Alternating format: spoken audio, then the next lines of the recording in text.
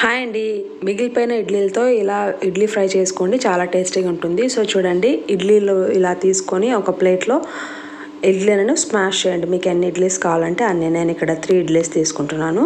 So అది బాగా మెత్తగా ఇలా పొడి పొడి అయ్యేటట్టు ఇలా స్మాష్ చేసి పెట్టుకోండి. దీన్ని ఇప్పుడు తిరువాత వేయాలి. సో స్టవ్ ఆన్ చేసి కడాయి పెట్టి కొద్దిగా ఆయిల్ వేయండి. ఆయిల్ బాగా హీట్ ఎక్కిన తర్వాత ఆవాలు, జీలకర్ర, శనగపప్పు, మినగపప్పు వేసి అవి లైట్ గోల్డ్ కలర్ వచ్చేంత వరకు ఫ్రై చేయండి. ఇలా లైట్ గోల్డ్ కలర్ వచ్చిన తర్వాత సన్నగా తరుక్కున్న ఒక ఆనియన్ వేసి ఫ్రై చేయండి. కొద్దిగా కరివేపాకు కూడా వేసి ఈ ఆనియన్ త్వరగా మగ్గడానికి ఒక చిటికెడంతా ఉప్పు వేసి బాగా ఫ్రై చేయండి. ఆనియన్ బాగా మగ్గిపోయిన తర్వాత ఇందాక స్మాష్ చేసి పెట్టుకున్న ఇడ్లీలు ఉన్నాయి కదా, అవి వేసి ఆ ఇడ్లీకి సరిపడా సాల్ట్, కారపొడి వేసి బాగా మిక్స్ చేయండి. ఉండలు లేకుండా పొడి పొడి అయ్యేటట్టు బాగా మిక్స్ చేసి బాగా హీట్ చేసుకొని సర్వ్ చేసుకుంటే మన టేస్ట్ అయిన ఇడ్లీ ఫ్రై రెడీ. మీకు నా వీడియో నచ్చినట్టయితే please like, share and subscribe to my channel రాగదీప్.